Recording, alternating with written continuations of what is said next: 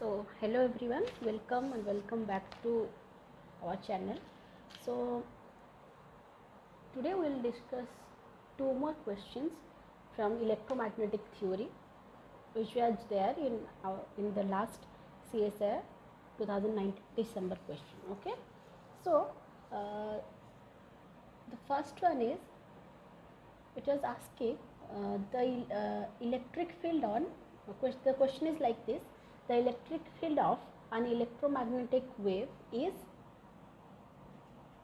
E is equal to I root I cap root 2 sine kz minus omega t m minus 1. So the electric field of an electromagnetic wave is given, and the question is to find out the average flow of energy per unit area per unit time. So we have to find out the average flow of energy per unit area per unit time. Okay, so as you guys know that the average flow is nothing but the Poynting vector. We know that the Poynting vector is E cross B by mu naught, right? So where E is the electric field and B is the magnetic field of the electromagnetic wave. Okay, so the average flow of energy is nothing but the average of this Poynting vector. And if you guys remember, the average flow of energy, or the average flow of the average of the Poynting vector is nothing but the intensity of radiation.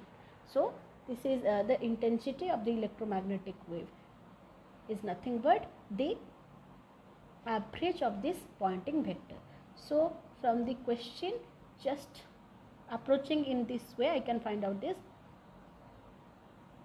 average flow of energy. Okay, so I is nothing but half epsilon naught C E square E naught square, where E naught is the amplitude of this amplitude of the electric field.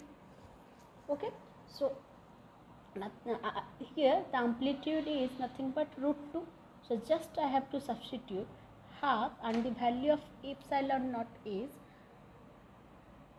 8.86 into 10 to the power minus 32, and the value of C is, we know that is speed of light, 3 into 10 to the power 8, and value of E naught is root 2 square. So if I will calculate this, I will get the value around 27 into 10 to the power minus 4. Okay, so this is one among the options, so my answer will be this. And I can approach this question in other way also. If E is given, I can find out the B. Okay, because we know that E by E naught by B naught is equal to C. So from that I can also find out B, and by putting in this equation also I can find out S, and after that I can find out the average value of S, which is nothing but my intensity. So this is the more easier way than this. So that's why I approached the question in this way. Okay, so just you have to think a little bit and use the easiest way to find out the value of the average flow of energy per unit area per unit time, which is nothing but the intensity of radiation. Okay, and next we will discuss another question. Okay, so the next question is, just I will use one more paper here. Okay. So the next question is,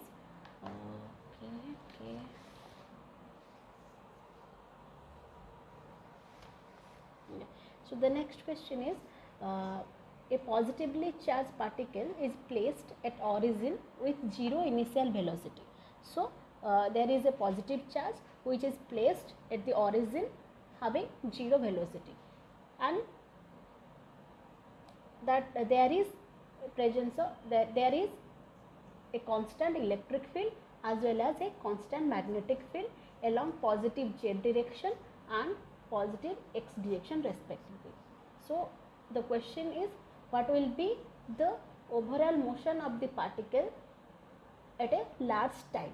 So the question is, there is a electric field, constant electric field along positive z axis, and let this be z axis, let this be x axis, or I can take this also. This is x axis, this is my z axis, this is my y axis. Okay, so the question is, there is a constant electric field along the positive z axis and a constant magnetic field along the positive x axis.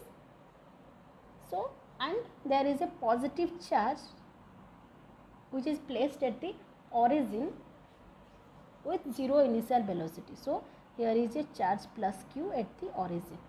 So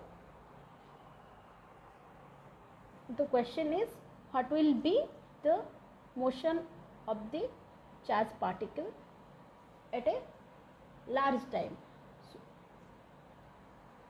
okay, along which direction the particle will drift at larger times. Okay, so here my electric field is along the z axis, my magnetic field is along the x axis. Okay, before coming into the question, we know that the force due to the electric field is nothing but QE. Okay, and the force, if there is only electric field, right? If there is both electric field and magnetic field, the net force will be equal to the force due to the electric field and force due to the magnetic field, right? So this is nothing but my Lorentz force, okay, which is Q E plus V cross B. Okay, so where the magnetic force is nothing but Q V cross B. Okay, and we know that if I use the right hand palm rule, just I am taking another case and I will come to this question. Okay, so if the particle is traveling along this direction, let the particle is traveling along this direction, okay, and the magnetic field is, let any direction I am taking inward, let the magnetic field is inward. Okay, so we know that if I use right hand palm rule, this shows these fingers, this four of my fingers, this will show the direction of the magnetic field, and this thumb will direct towards the motion of the charged particle, and this palm will show me the direction of the force. Okay, direction of the force which is due to the magnetic field, right? So if the magnetic field is inverse, right, the magnetic field here I have considered that the magnetic field is inverse. So the magnetic field is inverse and the particle is traveling along this direction, along the direction of this thumb. So the force will be upward, right? This is the, my palm shows the direction of the force. So along this direction the magnetic force will act, right? So the particle will drifted toward this direction. Okay, so like I am traveling along this direction and some force is acting along this direction, so my direction will change like this. Okay, so and now I am coming to this question. So my if force due to the electric field will be QE, and this will be along the direction of the electric field. Okay, so initially when the charge is at rest at the origin, so what will happen? there will be force which is QE due to the electric field. So the force will act along this direction. So the charge will start moving along this direction, okay. So next there is a magnetic field. So the charge is started moving along this direction, okay, and the magnetic field is perpendicular to that one, okay. So if I apply my right hand thumb rule, the charge the magnetic field is along this direction, okay. Let me make it a bit clear, okay. So this is the direction of the force. So the charge will drifted towards this direction, okay, because this is at rest. So when the electric field due to that electric field, the force will be along the direction of the electric field. So the charge will be drifted towards the electric field, that is along this z direction, and the magnetic field is along this direction, okay. The magnetic field is along this direction and the particle is moving along this direction. If I will apply right hand palm rule, this thumb shows the direction of the direction of the charge particle, and this shows the direction of the magnetic field which is perpendicular to the z axis, that is along the x axis. So the charge particle will experience a force due to that magnetic field towards the y direction, So along this direction the charge particle will experience a force. So this is the direction of the charge particle, this is the direction of the magnetic field. So the charge particle will experience a force along this direction, So the particle will drift towards the y axis, it will be towards the y axis.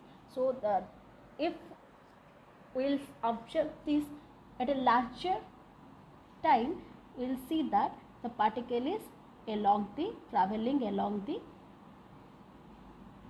y axis, okay, that is along the positive y direction, okay. So this is the case when the particle is in a electric field and magnetic field, okay.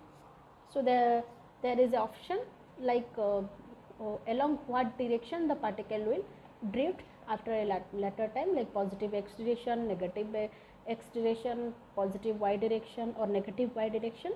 So my answer will be along positive y direction, okay.